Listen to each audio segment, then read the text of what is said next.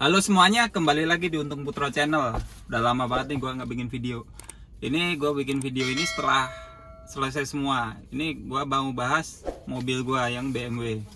Dulu kemarin kan di video terakhir kan ada yang gue ganti aki. Ternyata masalahnya nggak selesai sampai di situ doang. Ini gue sekarang lagi di BMW Astra Cilandak. Ya ini gue kedua kalinya servis di sini. Jadi yang dulu pertama kali gue servis di sini yang servis rutin itu gue bikinin video juga, lumayan tuh viewnya banyak. Nah, sekarang yang kemarin yang kedua aki itu kan kemarin akhirnya karena tanya di sini harganya lumayan, di BMW aslinya lumayan, jadi gue pakai aki gantinya di luar dengan harga setengahnya, dengan merek dan tipe yang sama, bener-bener sama persis. Tapi setelah kemarin gua ganti aki, besokan harinya ngedrop lagi. Nah itu gua panik, mobil gua mati total saat itu. Akhirnya gua ya nggak bisa apa-apa, kalau BMW gua telepon di mana-mana harus dicolok di komputer. Akhirnya ya mau nggak mau gua langsung telepon ke BMW sini sama Pak Aziz. Emang service advisor dari gua, jamin mobil gua masih garansi sampai nggak garansi ya, terus dicoba dulu aja Pak, dicek. Nah, akhirnya dari BMW Cilandak ngirim teknisi ke rumah saat itu.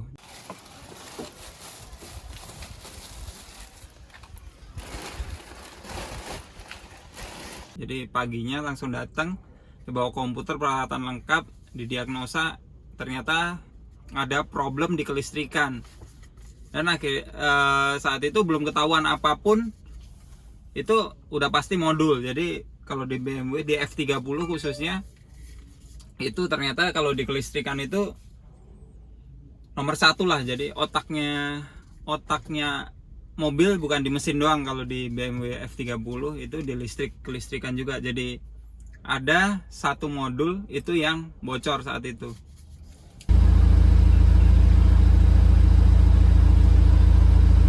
Diagnosa awal, jadi ada yang bocor, terus akhirnya gimana ya, bocor akhirnya nyedot, jadi nyedot aki gitu.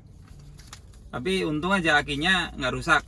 Terus itu di jumper akhirnya nyala, tapi dengan banyak error saat itu karena sempat ganti aki terus mati.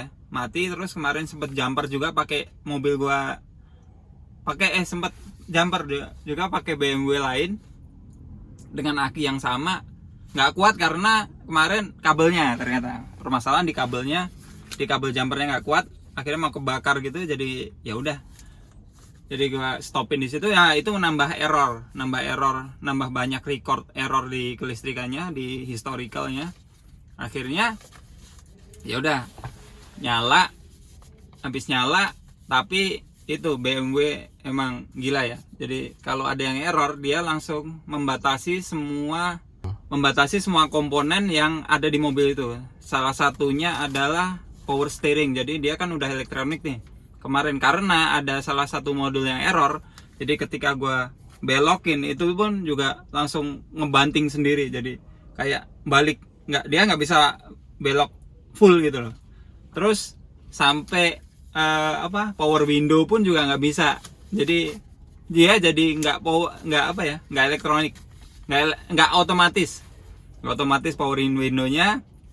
Habis itu kemarin gue lihat di performa mesin turun jauh karena dia kan kebaca di ECU ya, ada yang error, jadi performanya mesinnya jauh turun. Cuma kemarin di tol itu cuma bisa maksimal 60 km/jam. Gua coba, tapi gua bawanya mobil itu akhirnya kan gua bawa tuh ke BMW sini itu sama ini teknisinya. Jadi kalau nggak ada teknisi juga gua nggak berani bawa. Kata bapaknya nggak apa-apa, ya udah. Gua lanjutin bawa mobil ke sini. Akhirnya gua tinggal, dan diagnosanya lumayan lama. Saat itu kemarin sekitar 3-4 hari ya. 3-4 hari itu baru ketahuan ternyata namanya yang rusak itu modul water pump. Dia modul water pump. Kalau BMW itu kalau udah kena modul itu udah bayangannya udah mahal gitu. Tapi untung aja masih ada untungnya ya, karena kalau kena modul yang lain itu lebih mahal lagi. Kemarin modul water pump sekitar partnya itu harganya sekitar 12 jutaan. Jadi kemarin wah gua udah shock dulu tuh 12 jutaan itu belum jasa. Akhirnya ya udah diindenin, tapi sekitar 14 hari kerja ya. Diindenin sekitar 14 hari kerja atau 2 mingguan, pasti 2 minggu lebih. Terus selama inden itu gue juga lagi terus ngajuin diskon. Kan kalau di servis resmi gini bisa ngajuin diskon ya. Gue ngajuin diskon saat itu, ngajuin diskon dibantu sama service advisornya Pak Aziz.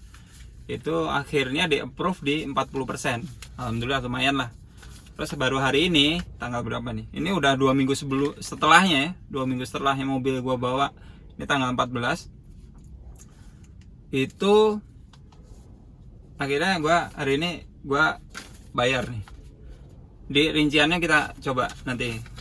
Ini mobil gue udah normal sekarang, normal senormal-normalnya. Tapi kemarin ada aja lagi. Jadi ketika ini kita bahas yang modul dulu. Jadi habis modul selesai dan gue bayar, ada engine checknya lagi apa tuh, ini brake pad depan. Jadi 1000 kilo lagi harus ganti, dan kalau gantinya sekitar 4,6 juta kalau di sini. Itu gua masih tunda dulu dah, karena kayaknya kalau brake pad itu atau kampas rem itu bisa di luar ya kalau di itu. Tapi nanti gua pasti survei dulu. Jadi karena di setiap komponen BMW F30 itu ada sensornya, jadi nggak sembarangan. Jadi ini kita sekarang bahas rinciannya yang barusan gua bayar ini dulu. Tadinya ini tadi gua udah dijelasin di sana, tapi nggak kelihatan di sini diskonnya berapa. Wah kelihatan nih, sorry. Ini sekarang tanggal 14 Juli. Jadi pertama yang gua bayar vehicle diagnosis. Jadi ini pengecekannya, diagnosanya itu, diagnosa awal itu kena 624.000. Ini kalau jasa kemarin di approve sekitar 20% diskonnya. Jadi 624.000 setelah diskonnya. Terus troubleshooting electrical dan ya ini jadi apa ya? Nganalisa modul mana sih yang apa? Yang rusak gitu. Kemarin ini ya sekitar sama 624.000. Instalasi itu 926.000. Ini setelah diskon 20%. Item berikutnya antifreeze itu 250.000. Antifreeze ini